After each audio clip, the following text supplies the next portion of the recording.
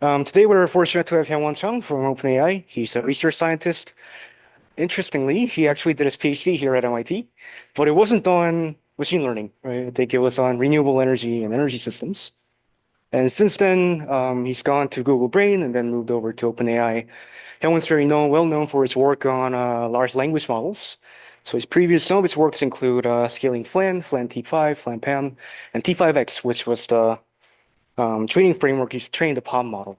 So I'm very excited to hear him from Ellen, hear from him, the advances in LLMs, and let's welcome him back with a round of applause. Thank you. It's really good to be back. And today, the title of my talk is Don't Teach, Incentivize. My research is on developing general intelligence, and as opposed to a specialized intelligence. And when doing that, it's just impossible to enumerate everything that we want to teach the model. And just there's so many skills we want from them, and we don't even know all of them. So I think the only feasible way to get to general intelligence, in my view, is to weakly incentivize the model so that the models themselves figure out themselves. So before we get to the details of the talk, let me share the goal of today's talk, which is somewhat different from most of the technical talks, in that I'm not going to share specific technical latest paper of mine or experimental results. Instead, I want to share how I think with AI being a running example. And you might wonder why. In my view, we, the technical people, focus too much on solving problem itself. In my view, we should put more attention to finding great problems to solve. And the best researchers I've seen in my career are not necessarily the most strongest technical people. They certainly are, but that's not the defining feature for them. Instead, they know how to find the most impactful problem to solve. And I think that comes from having a great perspective. And I think having this importance of having good perspective is undervalued, and I want to use this chance to share mine. And by no means I'm saying I have a great perspective. My hope is that by sharing mine, it sparks interest in this kind of conversation among some of you. And we as a community will discuss more of this and hence become better at finding better problems to solve. So let's get started. Brief outline of this talk is, first share my perspective, and everything I say will be pretty much on scaling. And I'll define what my version of the scaling is later. But we'll develop that perspective with very general AI research. And with that, we're going to specialize into this language models that I'm working on. So that's overall view. Let's start with the most important data points I know in the entire AI. So this is from Rich Sutton's keynote speech last year. And on the x-axis, we have a time from about 1900 to 2020. And then on the y-axis, we have compute power the calculations per second you get if you pay $1,000. And this is in log scale. So what we're seeing is that compute power for a given amount of dollar increases exponentially over like 100 years. In other words, compute cost is going down exponentially. And I don't know any other trend that is as strong and as long-lasting as this one. And whenever I see such an incredible trend that is way beyond my intuition, I think about two things. First, I should not compete with this. Second, I want to leverage this as much as possible in every aspect of my career and life. So we're seeing this hardware exploding exponentially. So we as a people, some of us developing softwares and algorithms should catch up on that. And in particular, we need more scalable methods that can better leverage ever-increasing abundance of compute. So more generally, what is the job of the AI researcher? It's to teach machines how to think. And one very common, unfortunately, approach is that we teach the machines how we think. But do we know how we think at the very low level? We don't. So what we're doing in this kind of approach is that we're teaching what we don't fully understand and in a limited language of mathematics. And this approach typically poses a structure to the problem which can typically becomes a bottleneck when we further scale up. And bitter lesson again from Rich Sutton is summarizes phenomena, saying progress in AI over the past 70 years essentially boils down to developing progressively more general method with less structure and add more data and compute, in other words, scale up. That's a very strong statement since we have seen many, many different types of progress, but all of them just summarize into this very strong statement. And I totally agree with this. And in fact, I think this is the single most important writing in AI. And I go back to this essay many, many times. So I'd strongly recommend it if you haven't checked it out.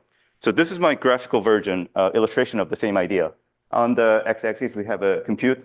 And you can think of it as just compute or data, and or data. Y-axis, we have a performance. You can think of it as some kind of an intelligence metric, very much of a cartoon. So two methods we can think of, one with the more structure, one with less structure. And what we see over and over is that the method with the more structure typically starts off quickly because the structure itself serves as a shortcut. And that serves well until it doesn't, and it doesn't really scale up. In contrast, the one with the less structure typically starts off as doesn't work because we give too much freedom to the model and it doesn't know how to utilize it until we give enough data and compute and good algorithms to leverage that. And at some point, it just gets better and better. And we call this more scalable solution. So one maybe concrete example is when we have this like classical machine learning algorithms like SVM that could be compared to deep learning, it'll be more like a more structured version.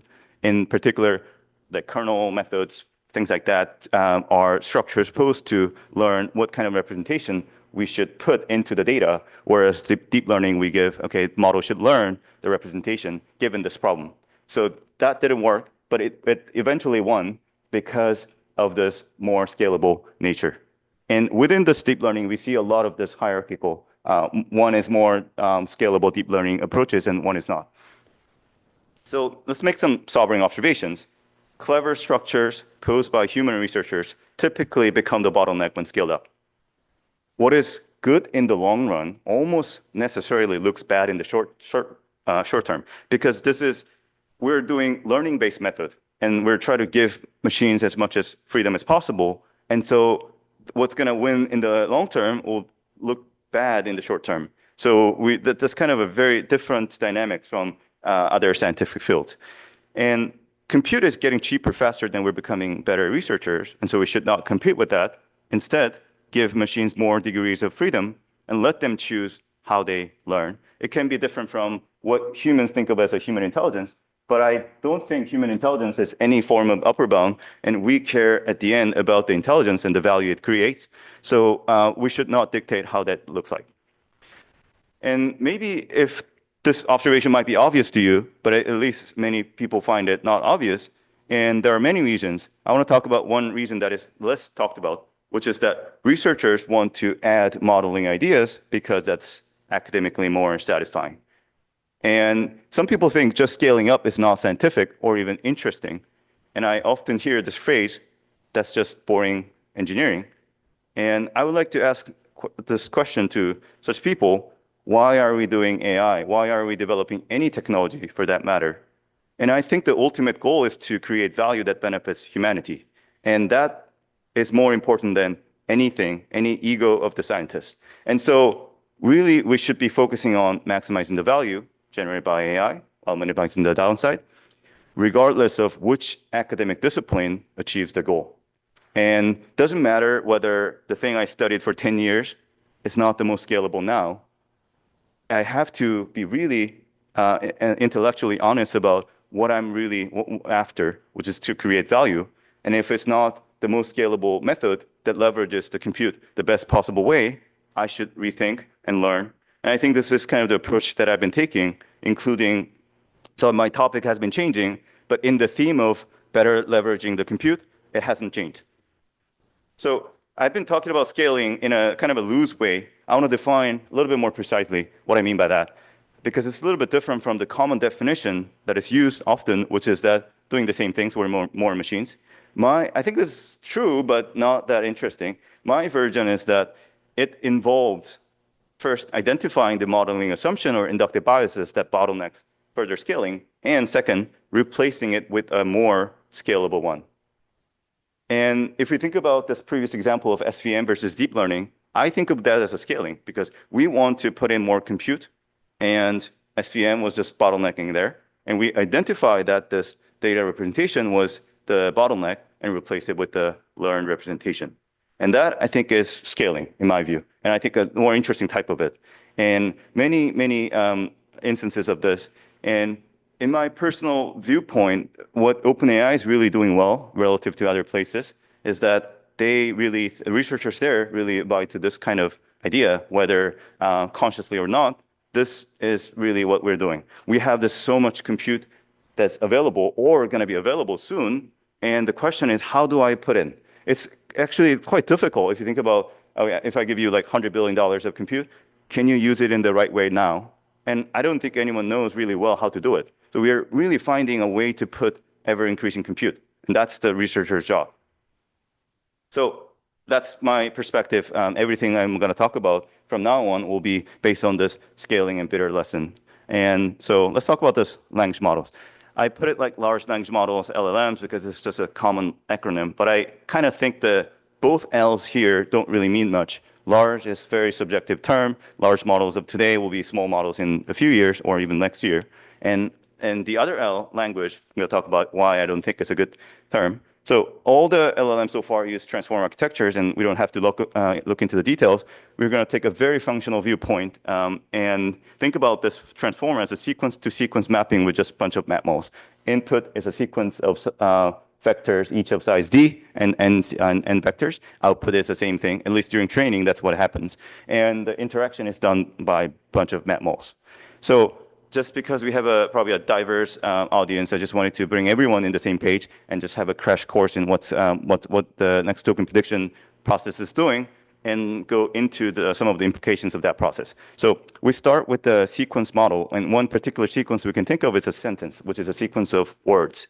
And the first step is to tokenize it. And why? Because we need to represent the words in a computer, and which requires some kind of an encoding mechanism. And here we usually use this mapping of the integers. So we define a finite set of integers, say like in this particular case, 30,000, I think.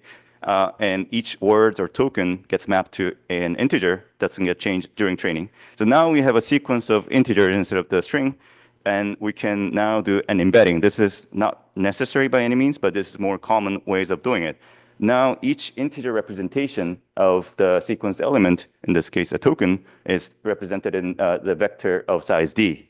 And now let's think about what we want from a sequence model from first principles. The sequence model is a model that just models the interaction between the elements in the sequence. And so the transformer is a particular way of doing sequence modeling where that interaction is modeled as a bunch of dot product. So we take the two vector representation of the elements, take the dot product. If it's high, then we think this is semantically related, then the two pair, the other pair that has a low dot product. And we don't really dictate what that means semantically. We can try to understand it, but I think it's not really the easy or maybe meaningful. And so after a bunch of dot product, we get a representation of same size vector, but now each vector knows about the presence of the other ones and hopefully somehow measures some relevance between them and have a rich, deep understanding of what's going on. And so the final process of this, take the loss function. We need a scalar just because we want to use a gradient-based optimization method. And so that we get the scalar. Now take the gradient of this scalar with respect to all the parameters in the model and then update using some kind of gradient method. That's one step. Repeat as many times as possible. And that's the training process. So next, let's talk about this taking from this vector representation into a single scalar, which is the optimization objective function. And in this particular case, most large-scale training nowadays use some form of next token prediction. So I think it's worth looking into it more in more detail. So I put this original sentence back in this slide. So what we're doing is essentially given many, the first token, try to predict the next one. As I mentioned, this encoding mechanism we start with the finite vocabulary, which is, say, like 100K items, and the model outputs the probability distribution over them. So the numbers here should add up to 1. And our hope is that the model learns about the structure such that the next token, words, gets higher probability than something like intelligence. Many intelligence doesn't make sense. And after that, we do, again, given many words, try to predict the next token, which is don't, and so on.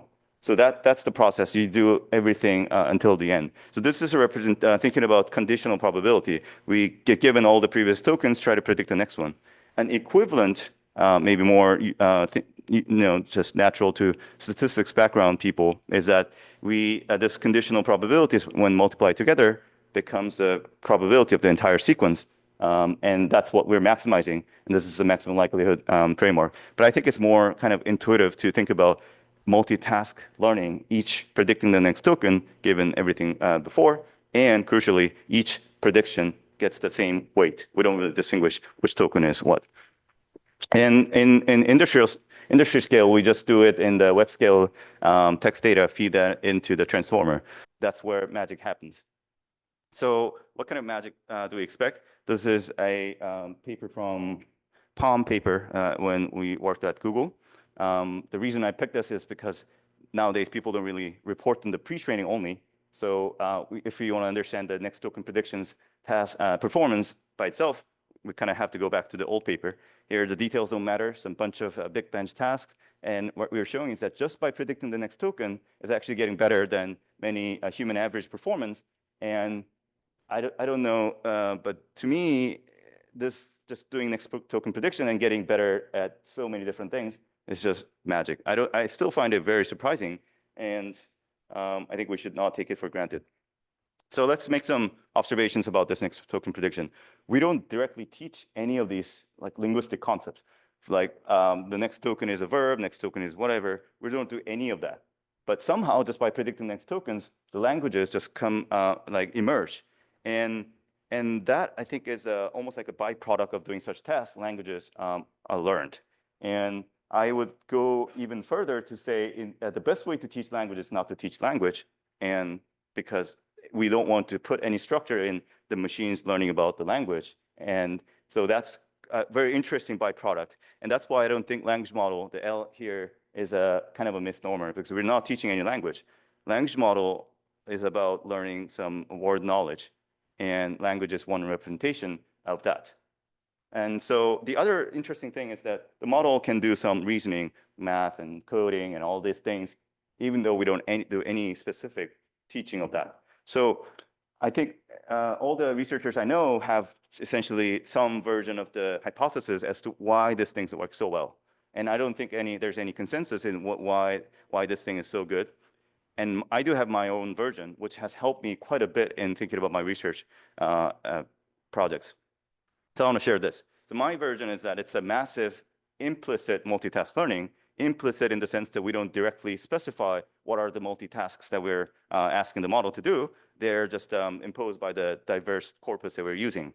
And so actually, let's think about this. I think now take it for granted the language models are doing good job, but it's probably useful to think about the suffering the model goes through and during training. So let me try to illustrate what is it like to do the prediction of the next token. And here I'm going to show a sentence, and the underlined one is kind of what I'm trying to predict. And in doing so, let's do with the least effort possible. Try to do it with any shortcut as possible. And so if I want to predict this, the terrible movie was really, and then try to predict boring, I can probably take the shortcut and say, okay, terrible is a negative thing, so it's going to be something negative, and then it's movie, so maybe I can use that pattern matching to get the word boring. Now I give you one more sentence. After the earning call, the share price of Google went up by 5% from 1,000, ending in 1050. Here, because I want to do lowest possible effort, I think about, can I recycle the skill that I learned from the first example to do this? And it's not, because it's irrelevant. I have to learn some kind of a new skill, which is math. Third example, it's a completely different language now. So I cannot recycle this because I need to learn new language. So the third skill I learned.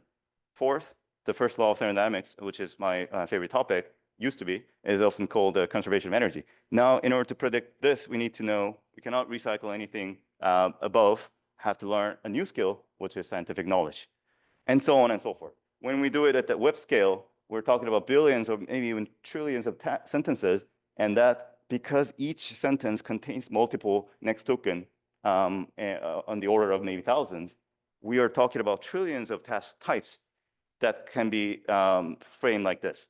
And if you're trying to solve this, and at some point just intractable, even for large models, this doesn't seem like a tractable thing to do. And I think if we really want to do it with the lowest possible effort, maybe it's more amenable to think about, okay, what are the general skills that I can learn and apply to as many task types as possible? That probably is an easier path now if we burden the model enough with trillions of task types. And I think that's my really hand-wavy way of thinking about multitask learning hypothesis. Beyond some scale, it's easier to do that. What I mean by general skills, first, these are text data. So understand, I mean, languages is probably like something I want to learn, even though we don't teach anything about language. So there are maybe like 100 languages that we fit into the model. And so learning all those, probably very useful to at least understand the syntactic structure of it. Second, after that, I want to understand the language so that I can kind of, that's applicable to pretty much most of the sentences, next token prediction.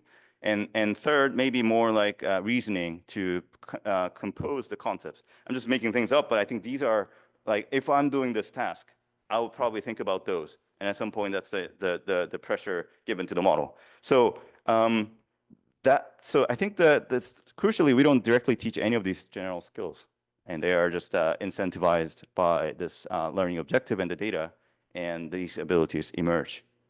And abilities that emerge are typically more general, probably because it's driven from the need to develop general skills. And so you might wonder, okay, this weakly incentivizing the model requires a lot more compute, and hence it's an inefficient process. And I would like to think about it this way: it enables adding more compute, and we'll have more compute. So this is a more scalable training strategy, and that I think is why this has done so well. And maybe let's generalize this hypothesis a little bit. For a given data set and learning objective, there is an explicit learning signal and a set of induced incentives. So for this next token prediction, the explicit signal was to predict the next token, because that's the task given. The induced incentive is to learn general skills so that it can do many tasks as possible, like understand language, reasoning, and so on. What are some other examples? Playing chess with 0-1 reward at the end of the game. If you think about something like AlphaGo 0, the explicit signal is to win the game. And we don't teach anything other than that. And so the induced incentive in this case is learn what good moves are. And the model might not even think about what is good, the notion of being good, but it's just, that's the incentive. It has to know kind of those in order to win the game. And if we, for chess, the environment is so narrow that it probably doesn't matter. But if we use this kind of process, what it learns, winning the game maybe matters, but the general notion of what is good in this environment is something that is very general, and I think we should increasingly care more about that. Third example is probably more relevant for nowadays. Hallucination, I think, is one of the core problems that is unsolved for the language models. And so here's one example I got from John's talk here, and adapted for my purpose here. Reward structure for, let's say we are doing simple question answering, and the model hallucinates on this answering simple question. We can define something like this. One reward is 1 if the answer is correct and unhedged. And 0.5 if correct, but the model says, I'm not really sure, but maybe this, and got correct. 0 if the model says, I don't know, which is an important class of answers. And third, and -2 if the answer is hedged but wrong, and -4 if the model is very confidently wrong.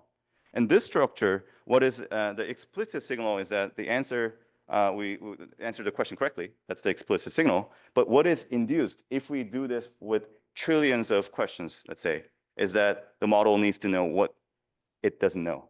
Let me explain what that means. So here, if I give you like 100 questions and you don't know the answer to 50, you can kind of memorize, okay, this question I don't know the answer, and so on. But if I give you like trillions of them, then it's easier to think about, instead of tracking each of those trillions, which one I know and which one I don't know, maybe think about the general notion of what it means to know something, what it means to not know something. And that ability is kind of what might emerge out of this kind of induced incentive structure. And that, I think, is the only fundamental way to solve hallucination. And maybe just to give you a loose analogy of this process, we have this old saying that says, give a man a fish and you feed him for a day. Teach a man to fish and you feed him for a lifetime. So you can think about the first one as like a hard coding, second one directly teaching a skill. What is the incentive-based kind of approach for this problem? It's teach him the taste of fish and make him hungry. And then this person, if it's enabled, will go out, learn many, many skills, including fishing. And along the way, the induced incentive is that he'll learn some other things, like patience, being patient, learning the weather, knowing what bait this fish likes, and so on. And these might be more general skills, like being patient is quite general. So that's kind of my loose analogy extending this old saying. And so looking at this, you might wonder, okay, this is very inefficient. Why would you even do that? And there exists a trade-off of achieving the goal versus taking so much time. And more generally, what we're thinking about is trade-off exists in this kind of situation. When there's a trade-off, there's a scarce resource that we're thinking about, and that is, in this case, a time required to get this job done. So if we plot it on the x-axis for the time required to get it in each method, it takes a lot more time to incentivize him to learn the teaching skill, the fishing skill itself. But that limitation is for humans. For machines, the scarce resource we're talking about when thinking about the trade-off is not time. It's time, but increasingly it's more about the compute required. And we can get away with this. And this has a quite rich implications. And one of that is I hear a lot about, okay, we have a small specialist model that's probably better than some generalist large model. And when I hear this, the hidden assumption here is that small specialist models can win in a narrow domain because there is some kind of a trade-off between being a specialist and generalist. I think this is the bias we get from just being a human. Why? Because, again, trade-off, we want to think about the scarce resource, which is time. And most humans operate with pretty much the same time budget. And like you may sleep like 1 hour less or more, but roughly like 16, 17 hours a day, that's kind of what is given to humans. And because of that, time spent not being a generalist is time spent on, or time spent being a generalist is not spent on being a specialist and vice versa. So that's the trade-off. But for machines, it's not that at all. One model gets to enjoy a lot more compute than others. So if you like this Dragon Ball, there's a room of spirit and time where you train 1 year inside, it's a day outside. So in this case, a person who has access to that kind of thing has 365 times more time than others. But when we talk about machines, the multiplier is not just 365, it's a lot higher. And I think that's the situation. So I don't think this trade-off exists at all. If anything, generalists are actually better at special things. And this incentive structure, you might be wondering, this is a very old idea. If anything, entire human civilization probably is driven by incentive. And even evolution might be thought of as an incentive structure for survival. So why am I talking about this old idea? Why is it now relevant? That's the thing I need to mention. And let me start with this. No amount of bananas can incentivize monkeys to do mathematical reasoning. So even if the reward is infinite and incentive structure is perfect, just not going to work. It's not possible. And what that means is some kind of a threshold intelligence is necessary for the given problem to work with the incentive structure. And currently, with something like GPT-4, we crossed that threshold for many, many tasks. So I think it certainly now suddenly makes sense to think about incentive-based structures to teach the models what we care about. And that brings it to this notion of the incentive structure depends on the model size or model scale. What abilities emerge depend on the model size. That's one interesting parameter.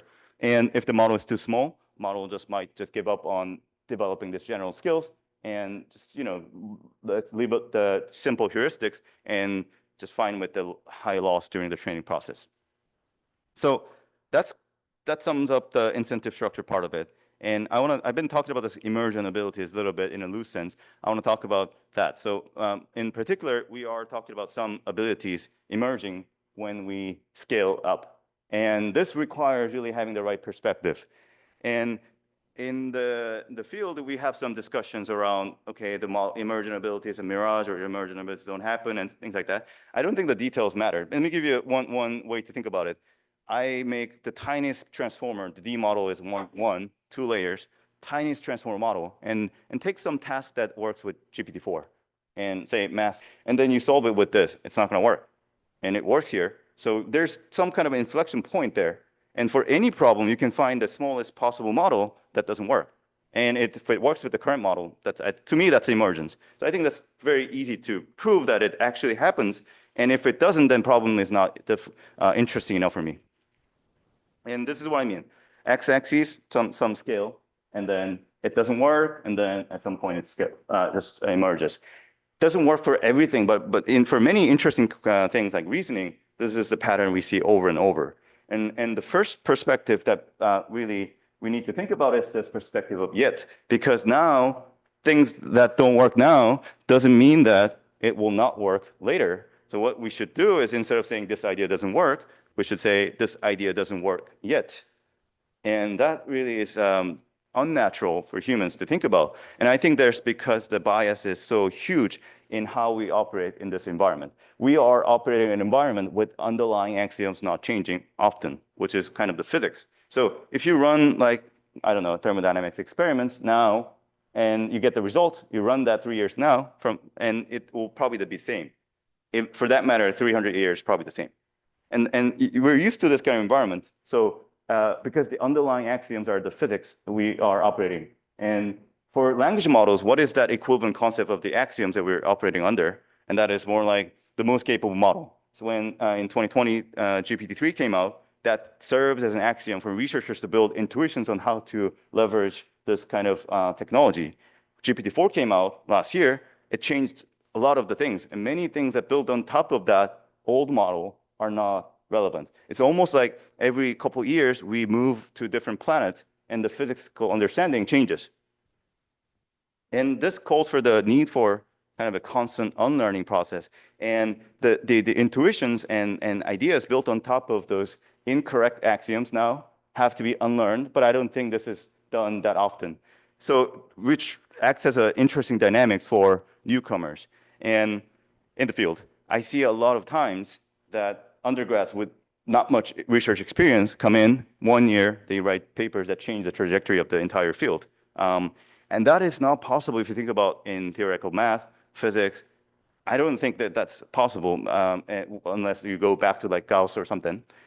So this is a really interesting dynamics. If you come in with not much knowledge, you might think of yourself as having not much baggage to unlearn, and you're more flexible. And at least that's how I thought about it. And many people at OpenAI are not traditional ML PhDs, and they're more like just when they see the evidence change, and we always adapt to new paradigm. And so that's, I think, it's really important dynamics I want to point out. So how I think about it, again, one last cartoon, and then we can wrap it up, is this emergent ability, if we think about some scale on the x-axis, and then abilities for the y-axis. And I put two models of different size, 3 and 4, doesn't matter. Let's look at the ability 1 first. And ability 1, we have GPT-3 and 4 are before this inflection point, so it's not possible. But just a little bit better model than GPT-4 might be able to get some sign of life. Ability 2, it will take a lot longer. Ability 3, even GPT-3 is able to do it. For example, this might be like sentiment analysis, things like that. So what I mean by this, whenever we see this ability, because we don't have any theory for emergent abilities, there's no way to know which ability I'm working on. But at least having this kind of visual picture can I can use this to prepare myself. So I don't want to work on, as a practical person, like ability 2. I want to work on ability 1 and just be prepared for the next model and think about why this is not working. Where can I put more compute to get to the sign of life? and maybe less so. There's nothing wrong with this incremental thing, but if I'm working on things that small models can already do, I need to know that there's finite room of improvement. Let me close this talk with just summarizing what we have talked about. The most important underlying driving force is the compute cost is decreasing exponentially. And AI researchers' job, recognizing this, is to not compete with that and just leverage it by designing more scalable methods. Current generations of language models rely on next token prediction, which can be thought of as a weak incentive structure, which needs to learn general skill so that it can handle trillions of task types. And more generally, we should start thinking about next token prediction has been great, but it's not the only thing. And we should really think about incentive structures for the models. And that's the new kind of learning paradigm we should really engage in. And emergent abilities happen, which is one of the unique things about the language model. So we need to have some right perspective, and such as unlearning things that are based on outdated axioms. That's it. Thanks.